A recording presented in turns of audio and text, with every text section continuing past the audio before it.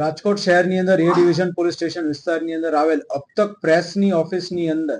2 તારીખના રોજ એક ચોરીનો બનાવ બન્યો હતો, જેની અંદર આશરે 77 લાખ રૂપિયાના અલગ અલગ સોના ચાંદીના ઘરેણા તથા કેશની ચોરી થઈ હતી તેવી ફરિયાદ નોંધાણી હતી. બનાવ જે જગ્યાએ બનેલો હતો તથા જે બનાવમાં જે કિંમતના સોના ચાંદીના ઘરેણા અને કેશ ગયા હતા, તો તેની ગંભીરતાને ધ્યાનમાં રાખી રાજકોટ શહેર પોલીસ કમિશનર માનનીય બ્રિજેશ ઝા સર દ્વારા તુરંત જ અલગ અલગ ટીમોની રચના કરવામાં આવી હતી અને તે ટીમ જે છે એ અલગ અલગ એંગલથી તપાસ કરી રહી હતી. પ્રેસની ઓફિસની અંદર આટલી મોટી સંખ્યામાં સોના ચાંદીના ઘરેણા હોવા બાબતે કોઈ જાણભેદુ હોવાની શંકા જે છે એ ખૂબ જ પ્રબળ હતી. તેના આધારે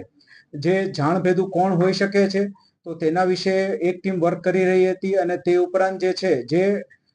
વ્યક્તિ ચોરી કરવા આવે છે તો એ ચોરી કયા સમયે કરે છે ને ત્યારબાદ કયા કયા વિસ્તારમાં જાય છે અને અગાઉ કયા વિસ્તારમાંથી આવે છે તે બાબતે સીસીટીવી કેમેરા અને અલગ અલગ બીજી ટેકનિકલ ઇન્ટેલિજન્સથી સતત તપાસ શરૂ હતી. આ સમયગાળા દરમિયાન રાજકોટ શહેર ક્રાઇમ બ્રાન્ચ, એ ડિવિઝન અને એલસીબી ઝોન 2 ની ટીમોને માહિતી મળેલી હતી કે 3 વ્યક્તિઓ જે છે એ શંકાસ્પદ છે અને તેઓ દ્વારા આ ચોરીનો બનાવ જે છે એ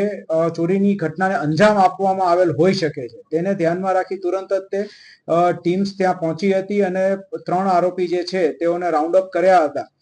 જેની અંદર વિનોદ, સંતોષભાઈ શંકરભાઈ થાપા અને અર્જુનસિંહ માનસિંહ પરિયાદ, આ 3 વ્યક્તિઓને રાઉન્ડ અપ કર્યા હતા અને તેઓની સઘન પૂછપરછ દરમિયાન તેવું ધ્યાન પર આવ્યું હતું કે આની અંદર ટીપ આપનાર જે છે એ અર્જુનભાઈ પરિયાદ છે કે જેણે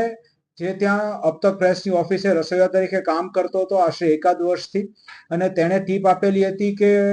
હવેનો જે સમયગાળો જે છે એમાં પગાર થવાનો છે, કારણ કે મહિનો પૂરો થાય છે એટલે પગારના પૈસા અલગ અલગ જગ્યાએ પડ્યા હશે. અને આ ટીપના આધારે વિનોદભાઈ શંકરભાઈ થાપા દ્વારા આ સમગ્ર ઘટનાને અંજામ આપવામાં આવ્યો હતો અને ત્યારબાદ પોતાના ભાઈ સંતોષ થાપાની મદદથી તેણે તે મુદ્દામાલ સગે વગે કરવા માટે થઈને તજવીજ કરી હતી અને શહેર ક્રાઇમ બ્રાન્ચ અને એ ડિવિઝન, એલસીબી ઝોન 2 ની ટીમો દ્વારા તમામ આરોપીને મુદ્દામાલ સાથે પકડી પાડવામાં આવ્યા છે, જે આશરે 59 લાખ રૂપિયાનો મુદ્દામાલ થાય છે.